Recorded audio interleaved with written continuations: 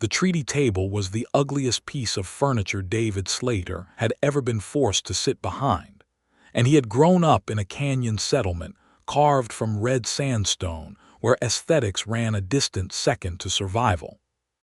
It was a slab of pale ironwood hauled 3 days by wagon from the lowlands, set in the open courtyard of Redwall, keep the squat administrative fortress wedged into the cliffs above Dusthellow Canyon, and it smelled of mildew and old ink, and the particular anxiety of people who did not want to be in the same room with each other. David had been seated at the far left end of the human delegation, which told him exactly where he stood in the politics of all this. He was there because Lord Regent Cassius Varn needed a beekeeper who also held the canyon water rights deed for the middle tributary, and that deed, apparently, had become legally entangled with the border parcels under negotiation. He was not a soldier, not a diplomat, not a lord of anything. He kept 40 hives of desert honeybee on the sandstone terraces above his small holding, ran a modest flock of horned mountain sheep on the canyon floor, and sold both honey and wool at the Dusthellow market every 3rd week. He was 28 years old, lean and sun-browned, with calloused hands and dark eyes that had spent most of their life reading weather rather than contracts. He had been handed a copy of the treaty text that morning by one of Varn's clerks, a rolled scroll sealed with wax he had not broken, because he suspected if he read it he would stand up and walk home before noon. Across the ironwood table, the Bloodstone clan delegation had arrived an hour ago. David had not been able to stop looking at her since she walked through the gate. Ugak Strongtusk was not what he had expected when people said Orc War Chief's daughter, though he could not have said clearly what he had expected. She was tall, easily a head above most of the men at the table, and built with the kind of physical authority that made the air around her feel denser, more charged. Her skin was a deep warm green, the color of old copper with life in it, and she wore her dark hair in a severe, warrior's braid pinned back with a clasp of hammered bronze. Her tusks were short and elegantly shaped, curving upward from her lower jaw, and someone with an eye for proportion would have noticed immediately that they suited her face the way a well-set stone suits a good ring, not as an intrusion, but as a completion of something. She wore fitted leathers dyed in the deep red-brown of bloodstone earth, a close-laced battle bodice over a sleeveless underlayer that followed the lines of her powerful shoulders and tapered waist, paired with riding breeches tucked into knee-high boots with iron-capped toes. There were bracers on her forearms tooled with the interlocking thorn pattern of Bloodstone clan, and a short war blade at her hip. She had not surrendered when they passed through the gates, because nobody had the nerve to ask her for it. She was the most astonishing-looking person David had ever seen in his life, and she looked like she wanted to overturn the ironwood table and feed everyone present to the canyon hawks. Ugak Strongtusk had not chosen to be here. That was the part that burned in her chest like a coal that wouldn't go cold. She had not chosen the treaty. She had not chosen the title Orc bride that the human documents kept using, as if she were livestock being transferred between pens.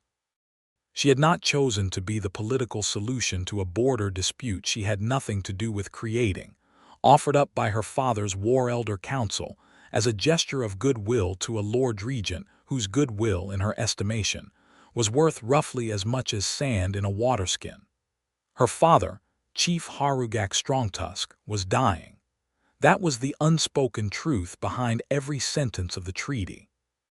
He was dying, and the Bloodstone clan was splintered between 2 would-be successors, her father's chosen heir, her elder cousin Brack, and the usurper who had spent the last year poisoning that choice, Warden Dresh.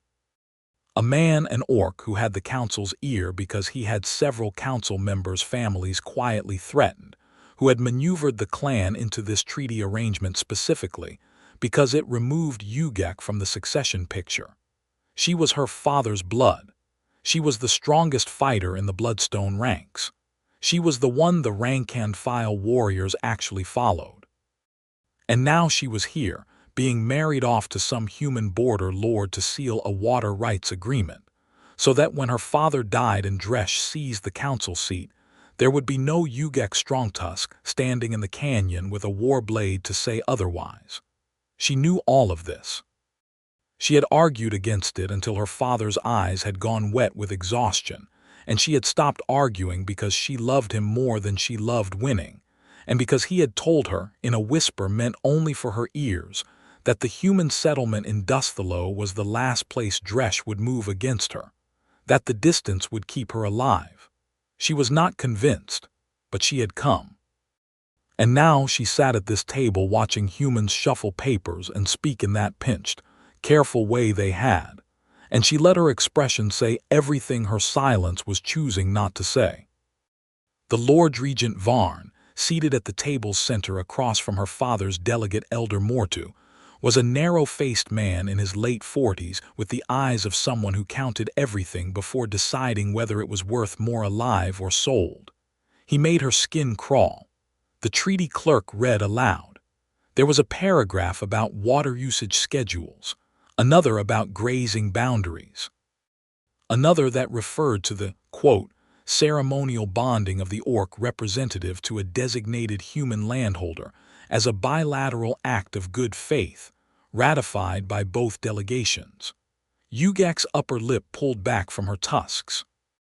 That was when David Slater, seated at the very end of the human row, reached across the table and slid his water cup toward her without a word. She stopped snarling. It was such a small thing. The cup was simple fired clay, painted blue, half full of cool water drawn from the canyon spring that morning. He did not look at her with the speculative wariness that every other human at this table had deployed since she arrived. He did not look at her with pity. He looked at her the way someone looks at a person they have just noticed is obviously overheated in a courtyard with no shade, and he slid the cup across the ironwood slab with 2 fingers in a gesture so casual and human, and decent that it shorted out the fury in her chest for just a moment. She looked at the cup. She looked at him. He had already looked away, back toward the treaty clerk, as if he had done nothing more remarkable than pass the salt. She picked up the cup and drank. The water was cold and clean, carrying that faint mineral bite of deep sandstone aquifer. She set the cup down precisely in its original spot, which was technically his side of the table. The treaty clerk read on. Ugak did not snarl again, though the fury had not gone anywhere. It had simply shifted, made room for something small and unexpected and irritating, like a pebble that has somehow gotten into your boot mid-march, and you cannot quite bring yourself to stop and remove it because you'd have to admit you noticed. David noticed she put the cup back exactly where it had been, not an inch off. He filed that away without knowing why. His own section of the treaty came up an hour later. The clerk read the clause that named his water rights deed, formally titled the Slater Middle Tributary Grant, inherited from his father Eli Slater, who had received it from the canyon's original settlement charter 3 decades prior, as the mechanism for the bilateral claim. In short, the treaty stipulated that, as the human landholder designated under this arrangement, David Slater was to enter a recognized bond with the orc representative Ugak Strongtusk, and in doing so, his water deed would be recognized under joint human-orc law as applicable to both sides of the canyon boundary. David sat very still while this was read. He had not, in fact, been told before this moment that he was the designated human landholder. He had assumed, in his vague reading of the situation, that the Lord Regent would have chosen someone from his own household. A guard captain, maybe. A minor noble. Not the beekeeper.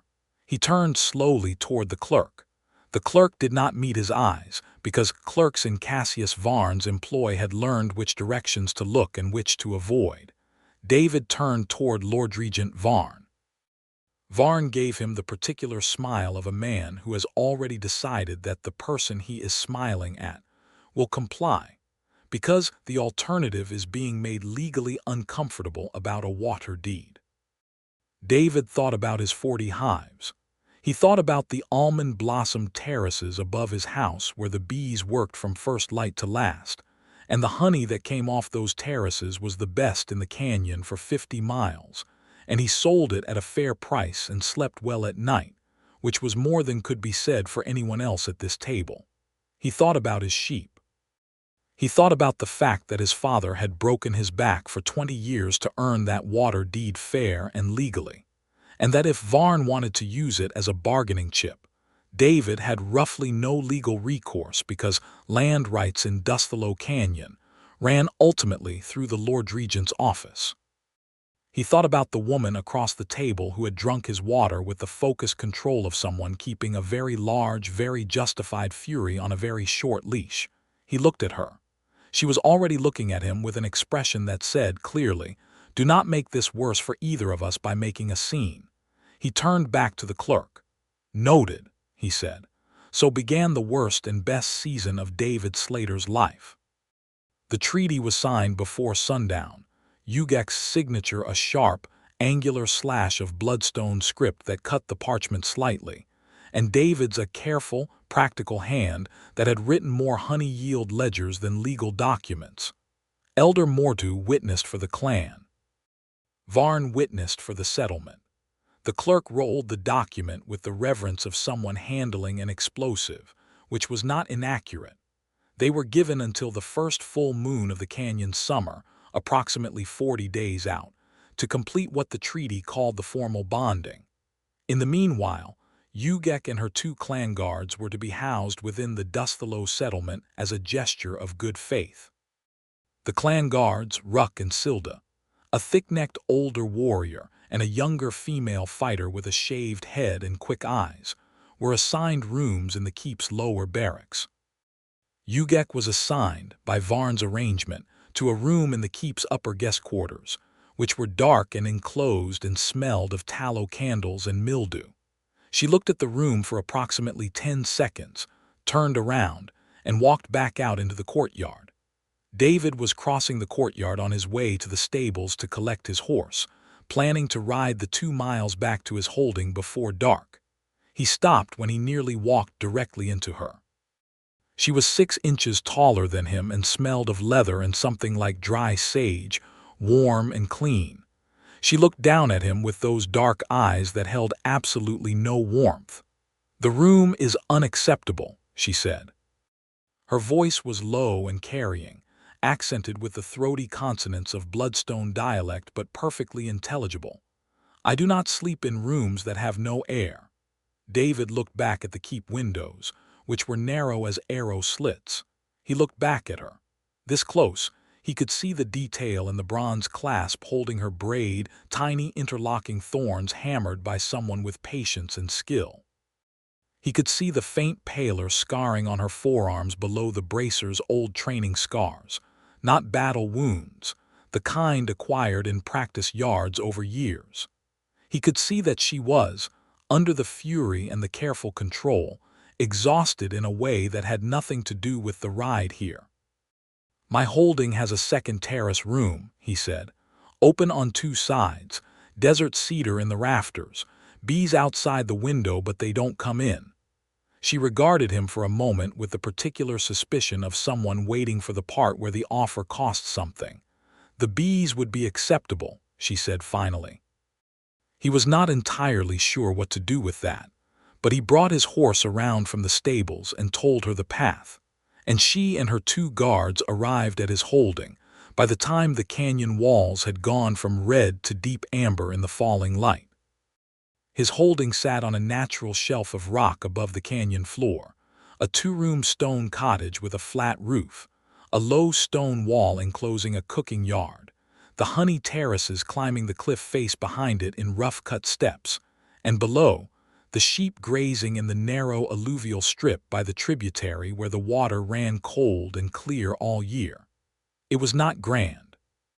It was clean and solid and smelled of beeswax and dry stone, and the particular sweetness of honey clover he seeded every spring along the terrace edges.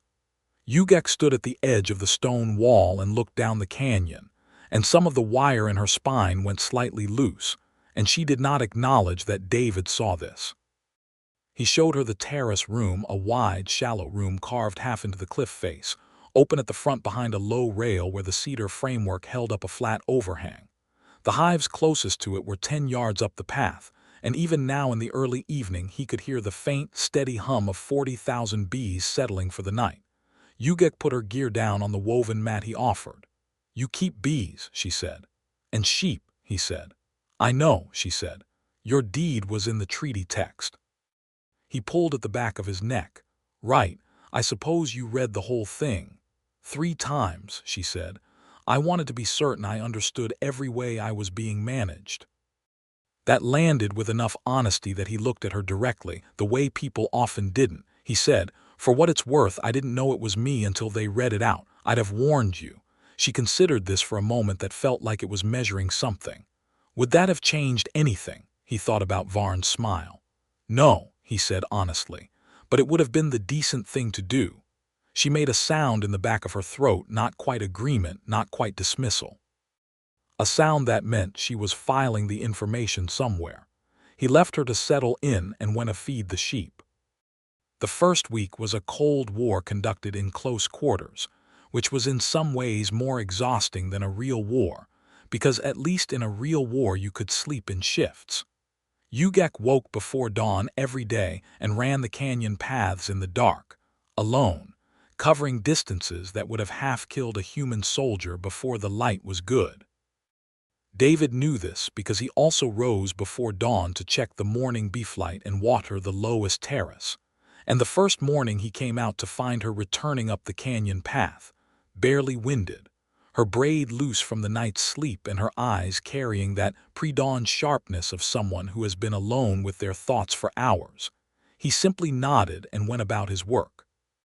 She watched him pull frames from the first hive bare-handed, no smoke, moving with the careful, deliberate patience that bees require of people they have decided to tolerate. "You do not use smoke," she said from the wall. "They know me," he said. "Smoke frightens them. If you're calm, they're calm." She was quiet for a moment. "That is either wisdom or arrogance." "Probably a bit of both," he said. A bee landed on the back of his hand and walked 3 steps and flew away. "You're welcome to try if you want. They'll likely be more forgiving of you than they were of me when I started." She looked at the hive for a moment. She looked at his hands, the casual, unhurried way they moved among the frames, unhurried, unafraid. She said nothing and went inside, but the next morning she stayed outside at the wall instead of continuing past. By the 3rd morning she was standing beside him at the hive, not touching, watching with the focused attention of someone who takes everything they bother to observe seriously. "The ones by the door," she said. "They're different, smaller. Guard bees," he said. "They die defending the hive. They can't survive without it and it can't survive without them." A silence in which he could feel her thinking something she did not say. He handed her an empty frame. She took it with the same deliberate care she might have given a weapon, and a single bee walked up her forearm to her bracer and settled there, and she went completely still, and he could see her actively choosing stillness the way someone chooses a word. The bee considered her for a long moment and flew. She looked at where it had been. He did not say anything triumphant. He had learned in 4 days that she processed things in her own time, and that comments offered before processing was complete were received approximately as well as unsolicited advice in general. In the evenings, David cooked. He was a competent cook in the way of people who have fed themselves alone for years, nothing elegant, but nothing terrible. Canyon flatbread, slow-pot bean stew with smoked canyon bird, honeyed cheese set out with dried fruit. He cooked for 4 without making a production of it, because Ruck and Silda ate in the kitchen yard and Ugak took her plate to the terrace rail, and there was a rhythm to it that felt less like entertaining and more like simply living, which was, he suspected, the only way she would have tolerated it. The 2nd week began with a visit from Lord Regent Varn. He arrived at the holding mid-morning with 2 mounted guards and his administrator Pell, a stick-thin man with expensive ink stains on his fingers, and he surveyed the holding with the air of someone mentally converting everything to its liquidated value. He looked at Ugak. She was on the upper terrace, watching the hive she had been studying for days now, and she looked back at Varn with the expression of someone deciding which problem to address first. Varn called up to her. Strongtusk. Good. I've had word from Elder Mortu. Your father's health is declining faster than anticipated. The timeline for the formal bonding has been revised. Ugak came down the terrace steps at a pace that was not hurried but arrived very quickly nonetheless. Revised, she repeated. Moved to the new moon, Pell said, consulting a small journal. 12 days. The original treaty term was 40 days, Ugak said, in a voice like a blade being drawn slowly. The treaty term was approximate, Varn said. The political situation warrants, the political situation, Ugak said, is that someone in my clan wants this finalized before my father can reverse the decision. Someone you have been corresponding with. Varn's expression did not change. I correspond with many parties, Strongtusk. It's how governance works. Governance, she said. Yes. David had been standing in the kitchen yard during this, listening, and he said, Who are you corresponding with? Varn turned to look at him with the expression of a man being interrupted by his furniture.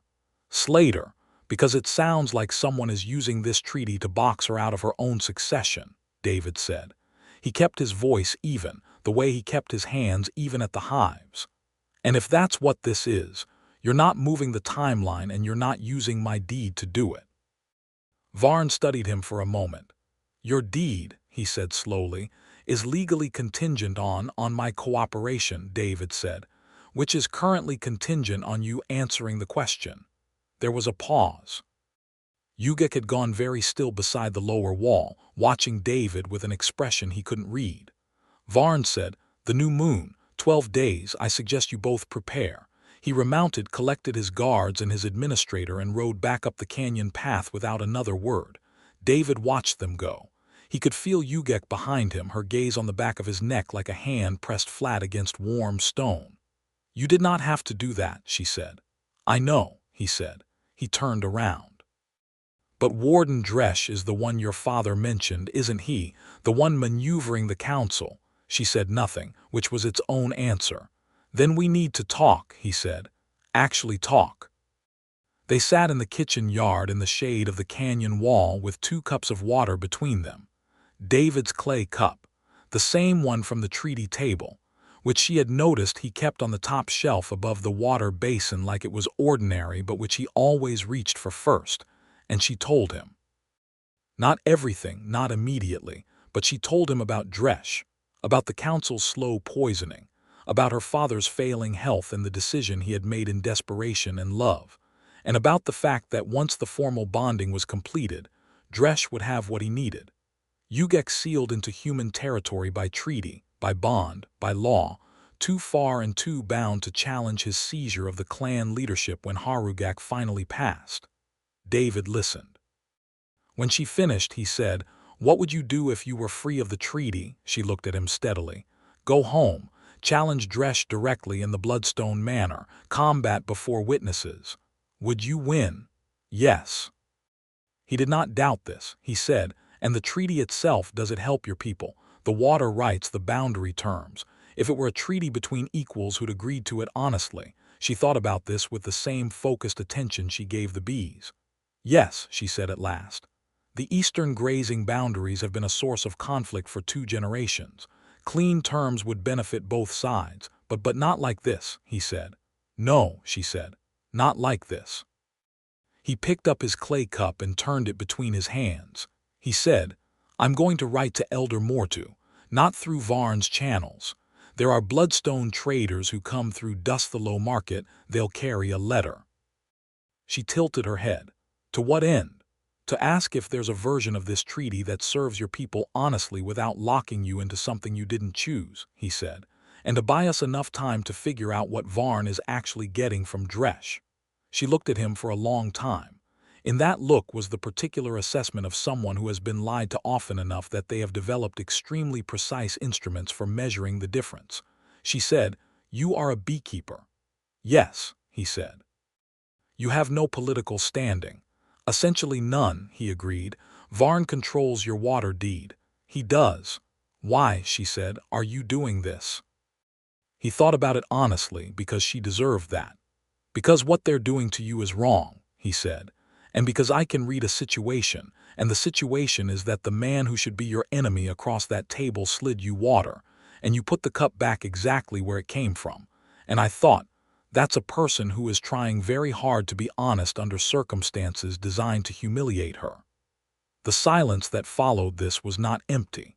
It was full of something neither of them named yet. She said, "The cup is on your top shelf." He said, "I know."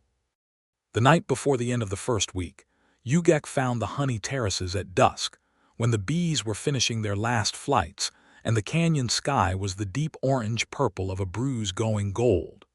She had not told David she was going.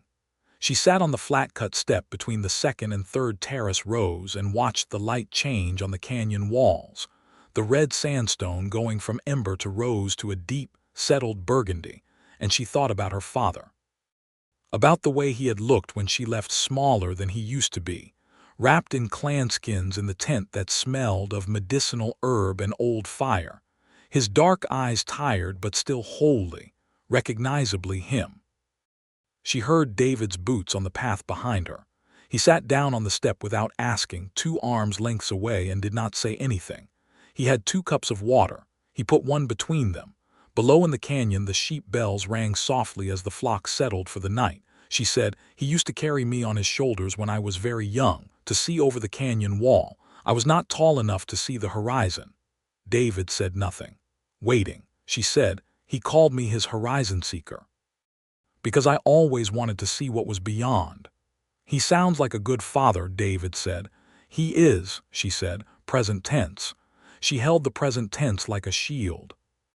They sat in the fading light, and the bees hummed in their boxes at the end of the day's labor, and the cup sat between them on the step, and neither of them reached for it, and somehow that was also part of it.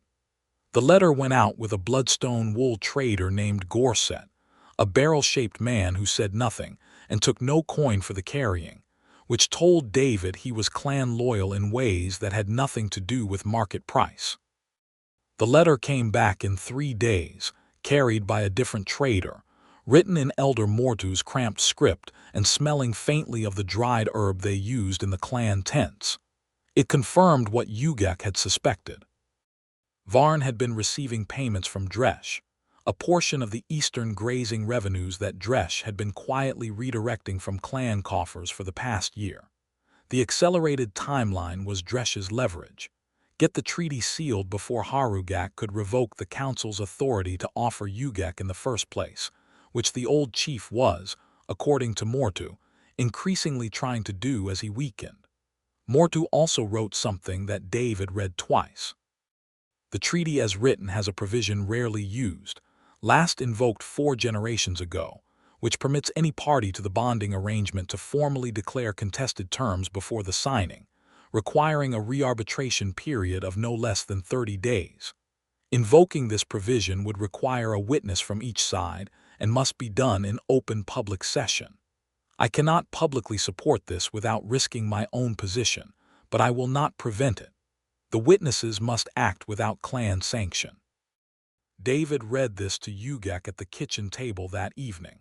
Ruck and Silda were outside. The single lantern between them on the table made everything warm and close. Ugak read the letter herself after he finished, her eyes moving through it twice with that same focused efficiency. She set it down. She said, "The provision requires a public declaration at the treaty location, the courtyard at Redwall Keep." "Yes," he said.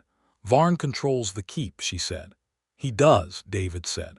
"But he has to open the gate for the weekly market day because the market levy is 1/3 of the keep's operating budget and he can't afford to close it.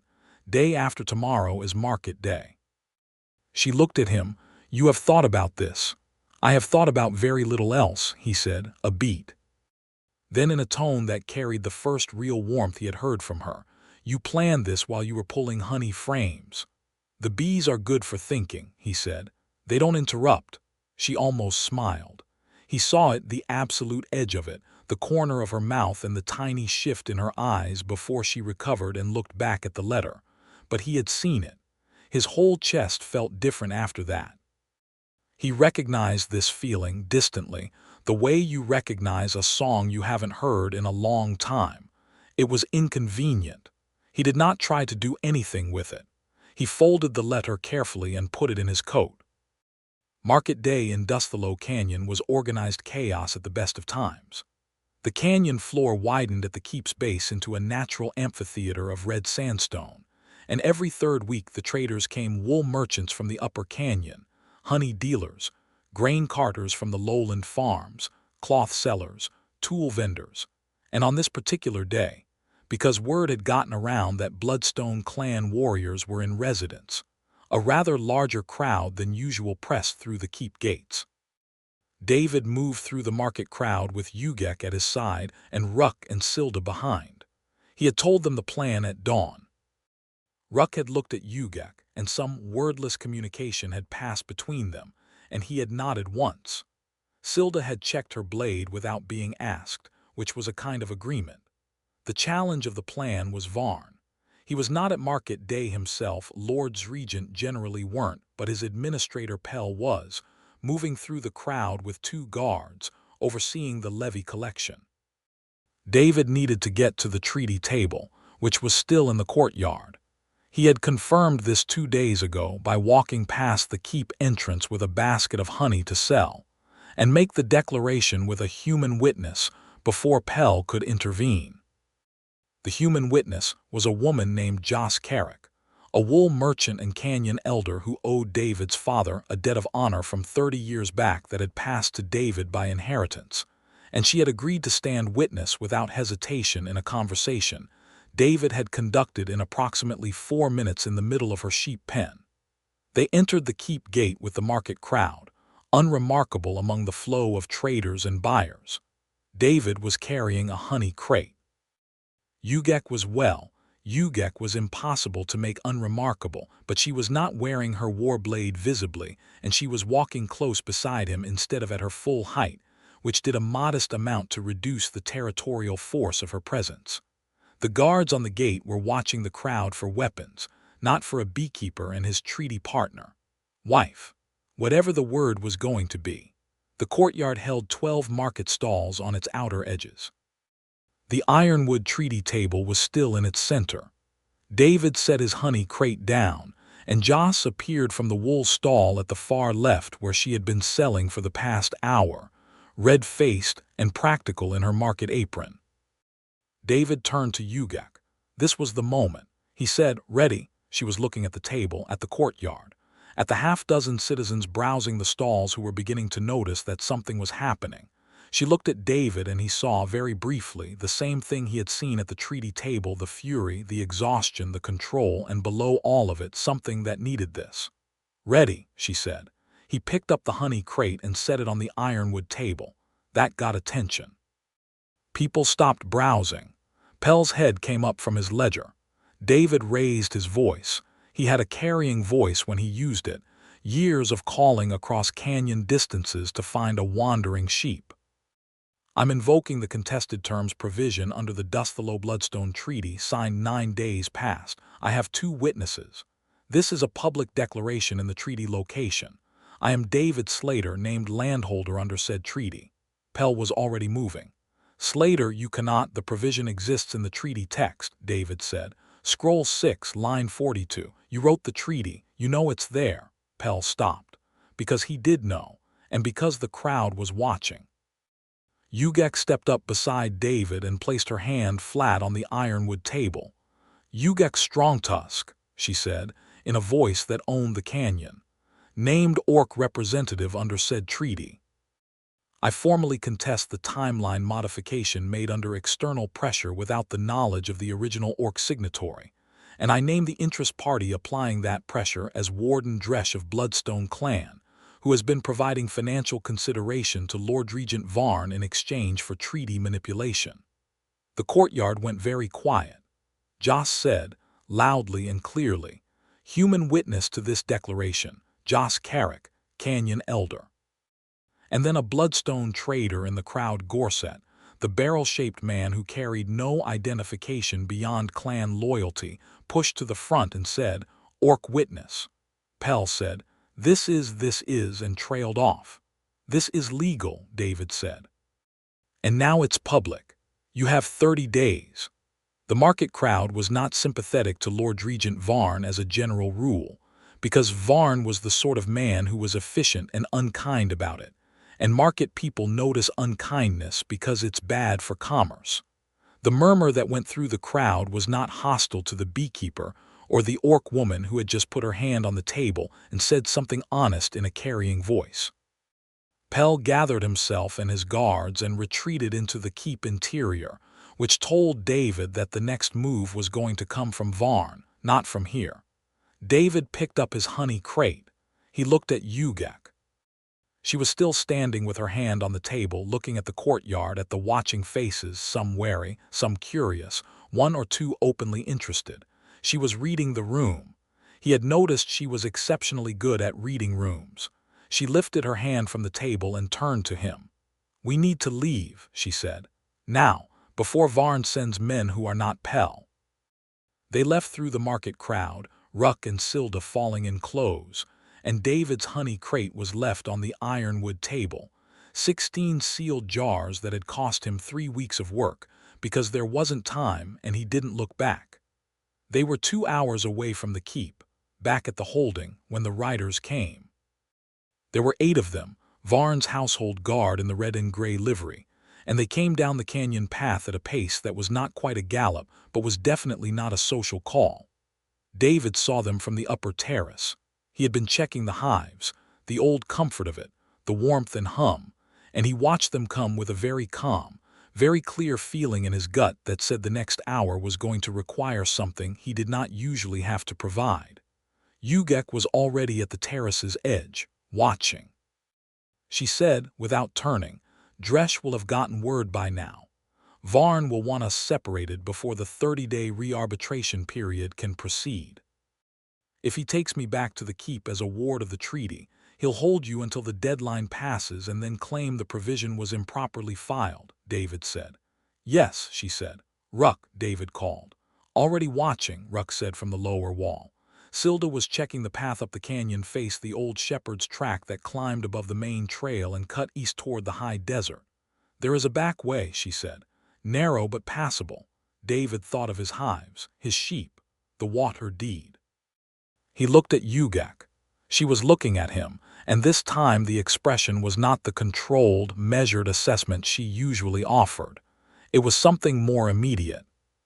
Something that said she was not going to ask him to make this sacrifice, but she was also not going to pretend she didn't see that it was one. He said, "The sheep will be fine.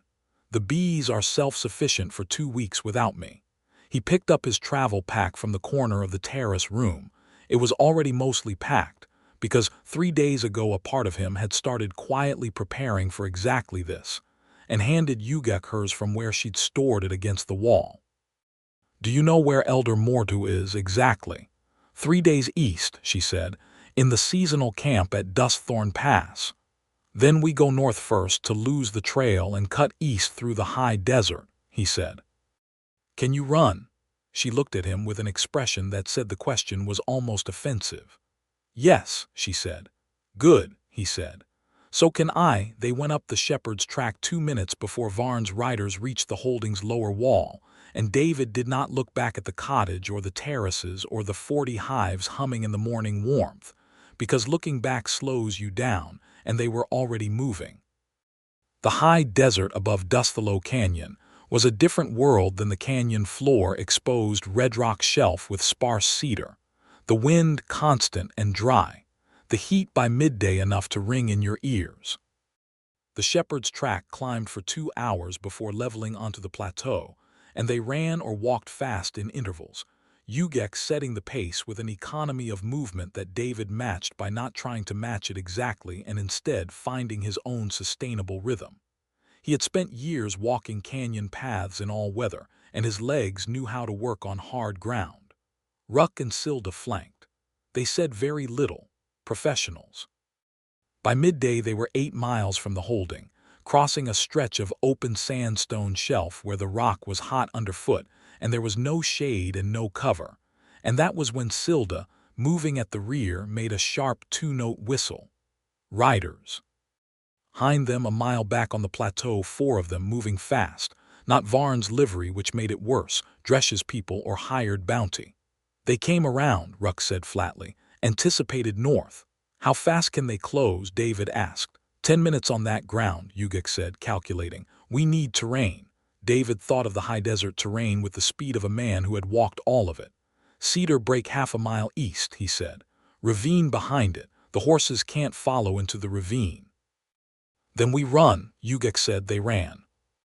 The cedar break came up out of the flat shelf like a gift, a dense stand of wind-sculpted trees with root-split rock beneath. No trail, barely enough clearance for a person moving sideways.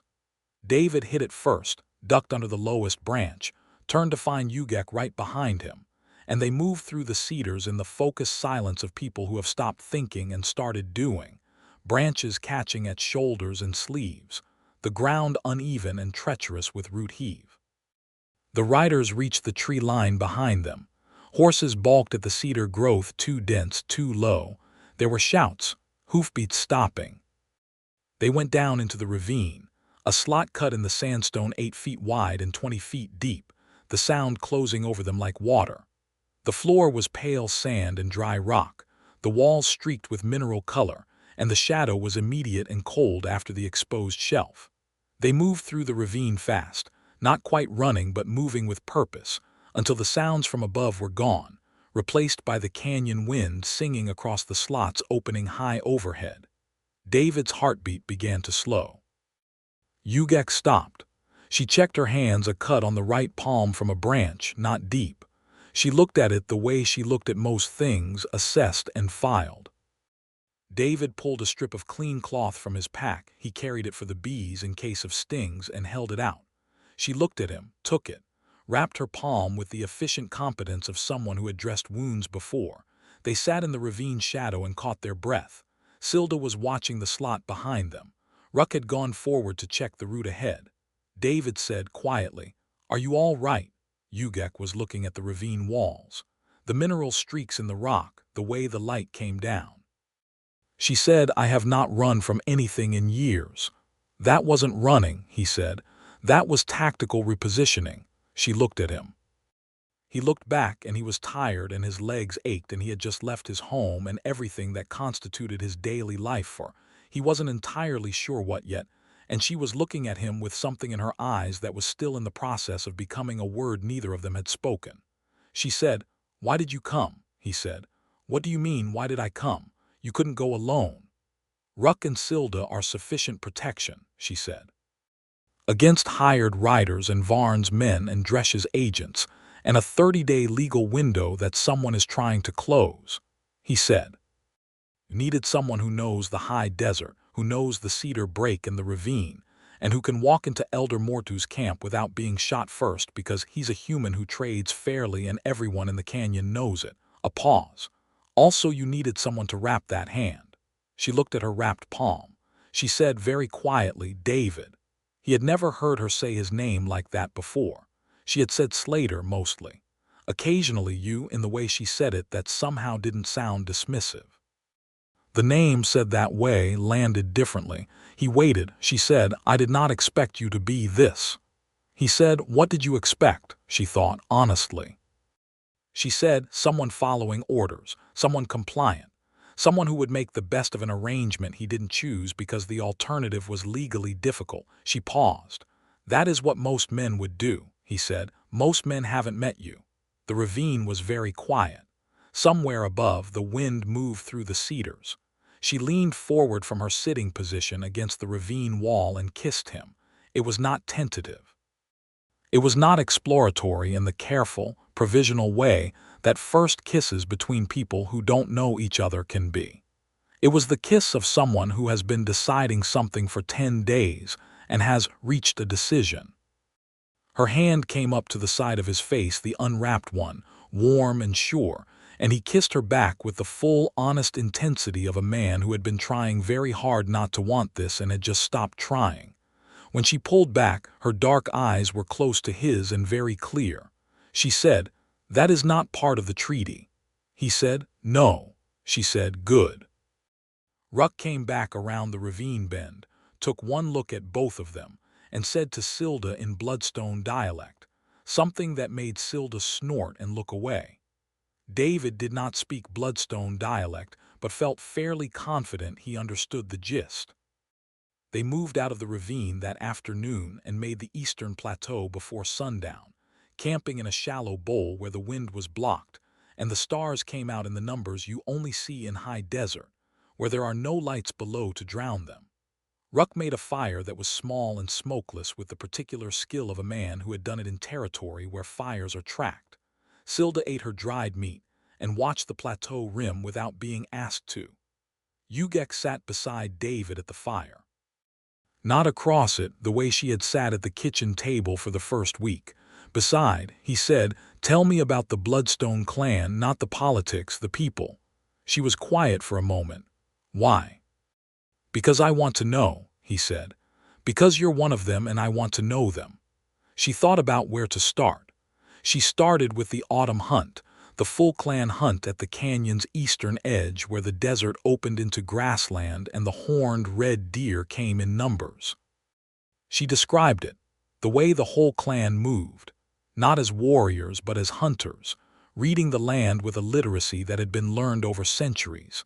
The way the young ones ran the flanks to turn the herd and the elder trackers read the grass for direction.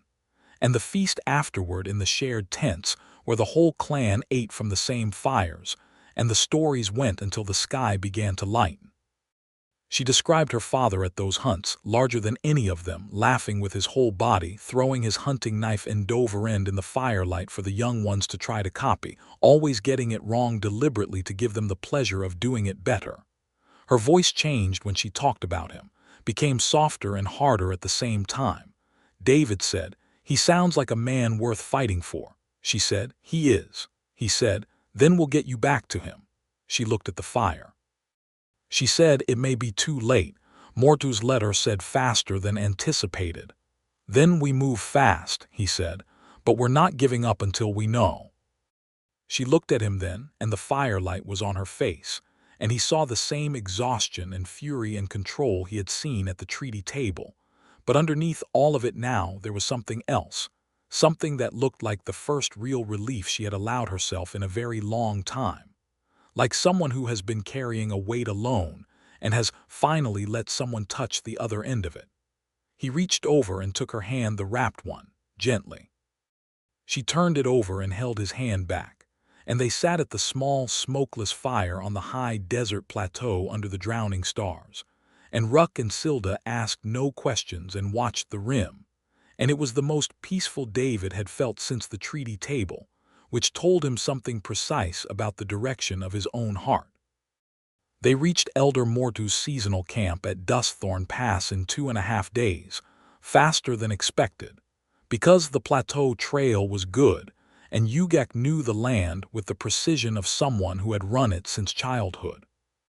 The camp was 40 tents on a wide rock shelf where the canyon narrowed to a pass, sheltered from the east wind by a sandstone fin the height of 3 men, with the clan's trade wagons pulled into a defensive ring at the northern edge.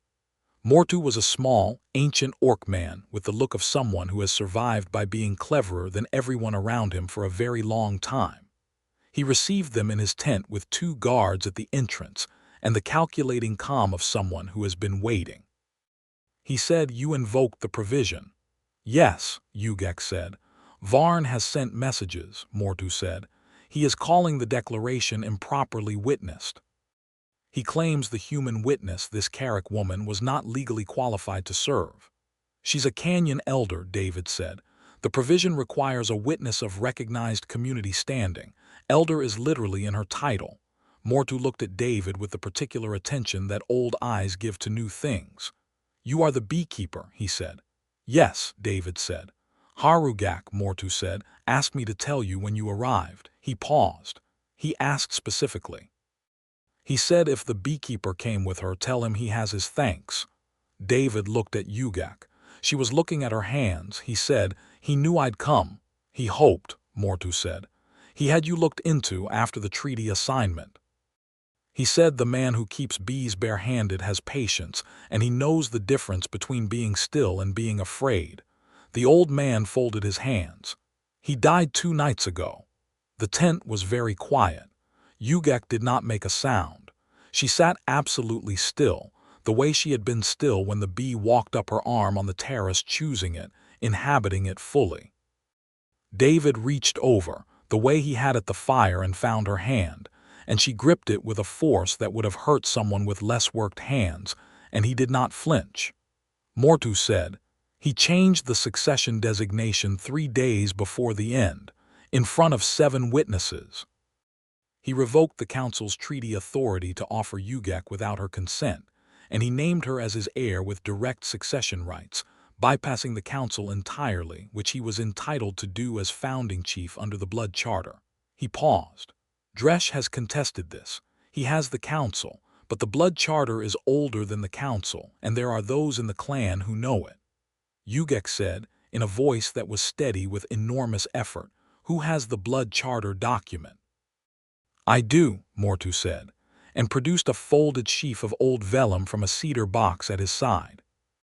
David thought of everything at once: the treaty provision, the 30-day arbitration window, Varn's corrupted arrangement with Dresh, the contested succession, the blood charter, the public declaration already on record in the keep courtyard with witnesses. He sat with it the way he sat with a difficult hive problem, turning it in all directions until the shape became clear. He said, "The treaty provision declaration is 30 days.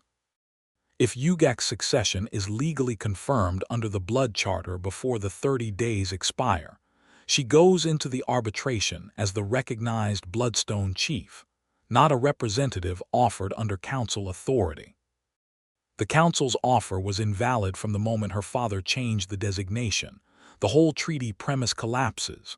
Mortu looked at him. He said, "That is correct." "Who confirms the blood charter succession?" David asked. 3 senior clan elders in the presence of a neutral witness," Mortu said. "Are there 3 elders here who are not Dresh's?" David asked. 4, Mortu said, "including myself." "Then confirm it," Ugak said. Her voice had recovered. It was steady and clear and full of something that was grief and determination in the same breath, the way fire is heat and light and you don't separate them. "Now, today, before Dresh can move." "He will not accept it," Mortu said. "He never will," she said, "but the law does not require his acceptance, only its own proper process." Mortu looked at David again. He said, "The neutral witness." David said, "I'm a landholder in good standing under the treaty. I have the water deed. That makes me a legitimate party to cross-border proceedings, legally speaking." Mortu considered this. He looked at the cedar box. He looked at Ugak, and in his look was something that was not just administrative assessment, something older and more personal, the look of someone who has known a person from their earliest days and is seeing what they have become. He said, "Your father would have been proud. To her. Only to her."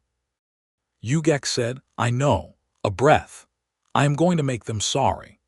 The confirmation ceremony took an hour. It was spare and formal and conducted in bloodstone dialect that David did not understand and did not need to, because the weight of it was perfectly legible in the faces of the 4 elders and the absolute stillness with which Ugak received it. There was a moment where each elder placed both hands on her shoulders, and she stood straight under it and looked forward. And the last one, an elder woman with silver braids and a face mapped with old scars, said something low and private, and Ugak's jaw moved once, and that was all.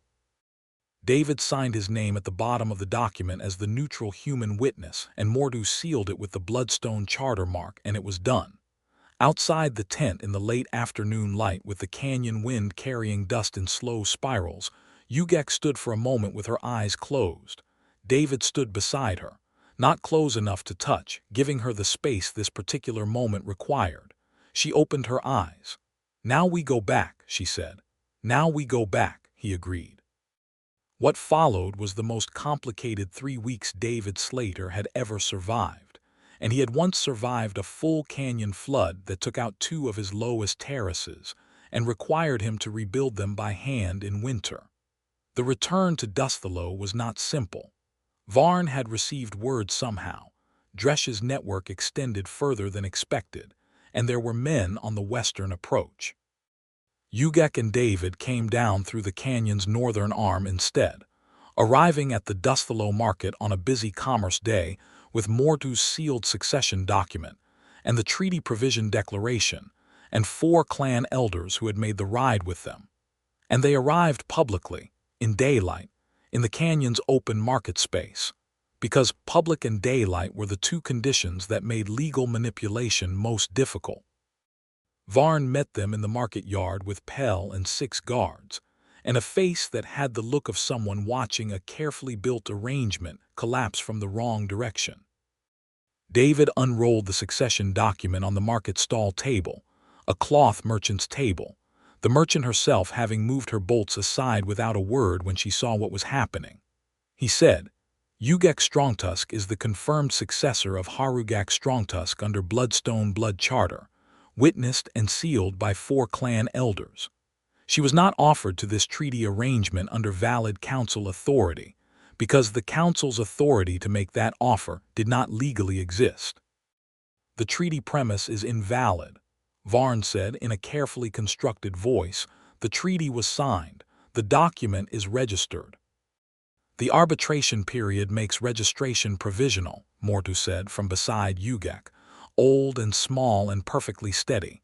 "You know the law, Varn. You wrote the treaty, or your clerk did." Pell, who had indeed written it, looked at his shoes. Varn said, "Dresh, Dresh," Ugak said, and her voice in the market yard was the voice she had used in the courtyard. "Own the space, own the air, own the attention of every market-goer who had stopped browsing to watch, is a usurper who has been bribing the Lord Regent of a human settlement with Bloodstone clan funds. That makes him a thief and a traitor, which is a matter for Bloodstone law. And it makes you a co-conspirator in treaty manipulation under cross-border legal code, which is a matter for the border authority at the lowland capital." She paused, giving this time to land. "Unless the arbitration proceeds honestly and the treaty is renegotiated on legitimate terms with me as the participating chief." Varn was quiet for a long time. The market watched. David stood beside Ugak and said nothing, because she didn't need him to say anything. But he was there and she knew it, and when her hand moved slightly at her side, he moved his hand and found hers in the narrow space between them, and she held on without looking down. Varn said, finally, 30 days. "Yes," Ugak said. "Renegotiated terms," he said. "Yes," she said. "Honest ones." He looked at her. He looked at David for the first time as something other than furniture, more like a problem he had miscalculated significantly. He said, "I'll recall the men I sent. You'll also return 63 jars of honey that are currently sitting on an ironwood table in your courtyard," David said. 16 of mine and 47 from the market day I assume your guards collected." Varn said nothing. Pell said, 47 jars, sir, from 3 stalls." Varn said, "See to it." The arbitration proceeded.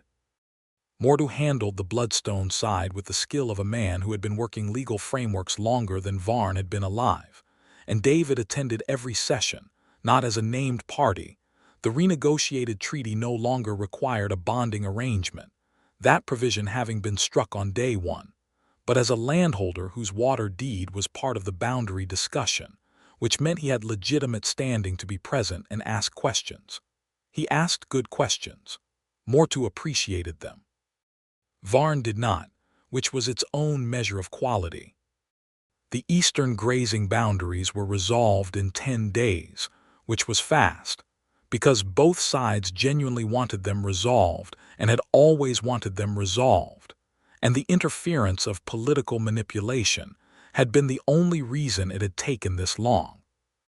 The water usage schedule was worked out in the following week to something that was genuinely fair, with a seasonal adjustment clause that David proposed based on his knowledge of the tributary's annual flow pattern, and which Mordu accepted on behalf of the clan because it was correct and honest, which is what treaty terms should be. Dresh was dealt with. That happened in the canyon's eastern reach, beyond David's sight, and Ugak came back from it 3 days after the arbitration concluded with a small cut above her left eye and a look of completed business. He did not ask for details. He cleaned the cut with care and did not ask for details, and she let him clean it and did not explain details, and that was sufficient. The treaty was re-signed on a morning when the canyon walls were copper gold, and the market was open, and anyone who wanted to watch could watch.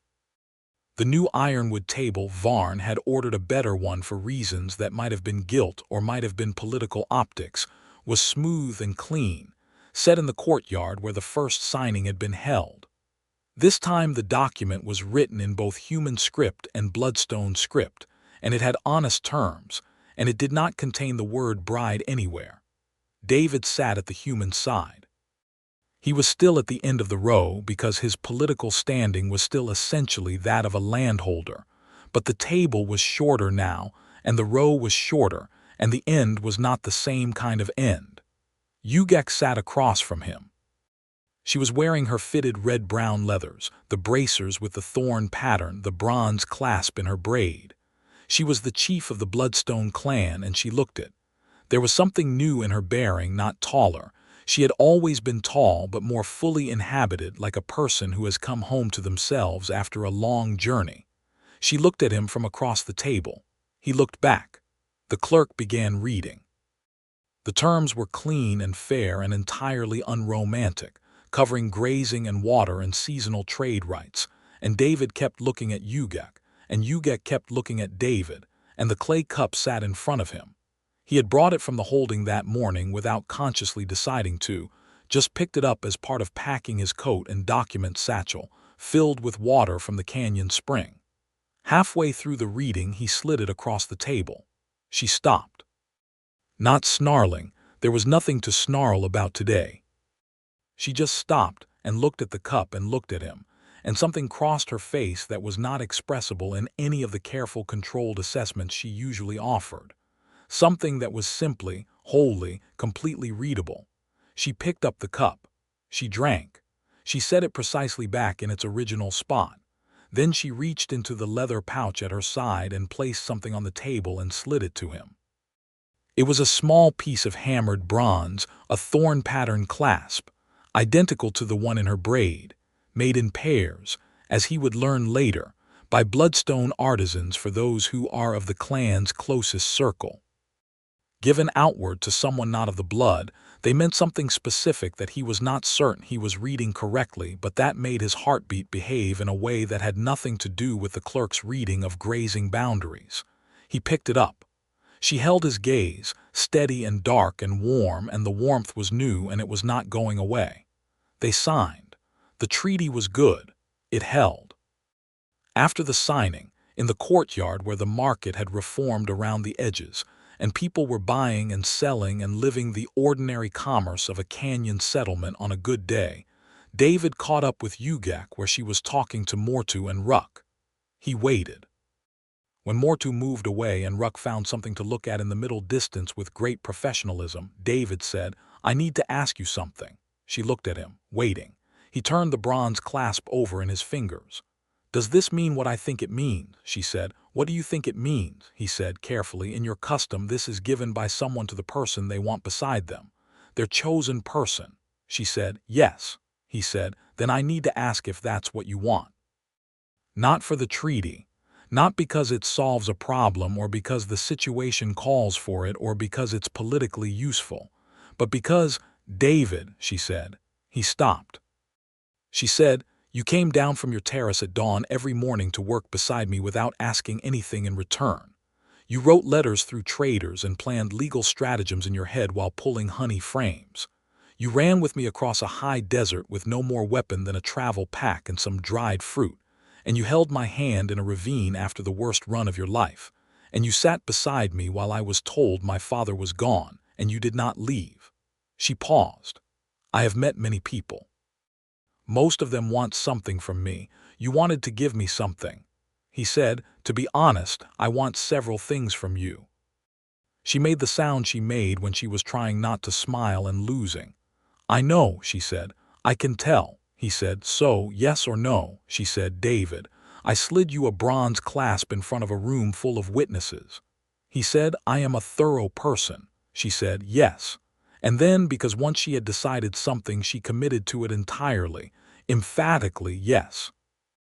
He stepped forward and kissed her in the courtyard, in the open air, in the canyon light, with the treaty freshly signed behind them, and the market going on around them, and Ruck making the same comment to Silda in Bloodstone that he had made in the ravine. A woman near the wool stall made a sound of approval. A market boy ran to tell someone. Joss Carrick, whom David spotted over Ugak's shoulder as they separated, raised her market cup in something that was unambiguously a toast. The claiming was conducted that evening on the holding's flat roof, which had become, over the past weeks, the place where the two of them came to think and talk and watch the canyon light change, and which had therefore accumulated the particular significance of a space that belongs to people who chose each other in it. Mortu came, and the four elders, and Ruck and Silda, and Joss Carrick, who had never been to a Bloodstone claiming before but who had stood as David's witness, and was therefore included by the logic of people who pay their debts. The canyon walls were evening gold, and the bees were finishing their last flights of the day in the warm air above the terraces. Ugak stood before David and placed both hands flat on his chest, the claiming gesture, which was not ceremony for ceremony's sake, but the direct, physical language of a people who meant what they did with their bodies. She spoke the claiming words in Bloodstone dialect, which Mortu translated into the canyon common tongue in a dry murmur for the human witnesses. I take this person as my own. I stand between him and harm. I keep his fire. He is mine and I am his, and neither storm nor distance unmakes this. David had been told in advance what the responding words were in common tongue, because language barriers in claiming ceremonies were, apparently, not unknown. He said them clearly, in the same straightforward way he brought to everything that mattered. I choose you, Ugak, not because the situation asked it. Because there is no version of this canyon, or any high desert, or any piece of time, where I would not choose you. Mortu made a small sound that might have been sentiment from a man who had been alive long enough to have earned it. Ugak looked at David with those dark eyes that had gone from a blade's assessment to the most open thing he had ever been looked at with, and she cupped his face in her hands, and the canyon wind moved through the cedar rafters of the terrace room below, and the bees hummed in their boxes on the terraces above, and she kissed him with every intention she possessed, which was considerable. The elders ate honey flatbread and canyon bird stew from the kitchen below.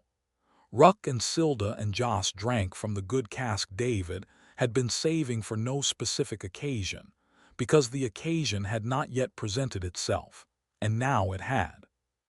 Later, when the guests had gone and the canyon was dark and full of stars and the bees were silent in their boxes and the sheep were quiet on the floor below, David and Ugak sat on the roof's edge with the canyon spread before them, her shoulder against his, the bronze clasp he now wore on its cord catching the starlight. She said, "The clan will need me in the east. The succession needs to be consolidated. There are things I must do." He said, "I know." She said, "The eastern grazing boundary is a 3-day ride from your holding." He said, "I know." She said, "I will not ask you to give this up," meaning the terraces, the hives, the sheep, the cottage carved into the red cliff face that smelled of beeswax and stone. He said, "And I won't ask you to give up what you are," meaning the clan, the chieftaincy, the horizon she had always been seeking. "We figure out how it works, together." She turned her head and looked at him with the direct, honest attention of someone who has spent a long time looking for the right place to arrive and has arrived. She said, "Together." He said, "Always." She leaned her head against his shoulder, which was a thing she had never done before, which was in no way something he had expected from the woman who had arrived at the treaty table with fury in every line of her, and a war blade she hadn't surrendered. He put his arm around her and felt her settle, and the canyon below them was dark and enormous and full of everything that had not yet happened, and not one moment of it frightened him, because she was there, and she had chosen him, and she stayed. The honey terraces hummed in the dark above them. The tributary ran clear and cold in its old stone channel below. The treaty that had brought them together, now honest and good, was folded in Mortu's cedar box in the camp at Dustthorn Pass, and whatever came next, the consolidation of the clan, the defense of the eastern boundary, the long work of building something real between two peoples with a hard and complicated history, would come with both of them facing it. She had picked up the cup he slid her at the worst moment, in the courtyard of Redwall Keep, on a day when everything was arranged to diminish her. She had held the water, and set the cup back exactly where it came from, and something had begun. It had ended here on a rooftop above a canyon, under stars too many to count, with her head on his shoulder and his arm around her, and the knowledge his, deep and permanent and more valuable than any water deed, that this woman who feared nothing and could have chosen anyone had chosen him. Not once, again and again. Every morning she came back to the terrace, every cup returned precisely, every hand held in every ravine and fire and formal courtyard. She had chosen him, and it turned out that this being chosen, truly and without reservation, by someone who had no reason to need you but wanted you anyway, was the water that had been missing from every cup he had ever drunk from before. He held her in the dark above the canyon and did not ask for anything else, because everything else was already here.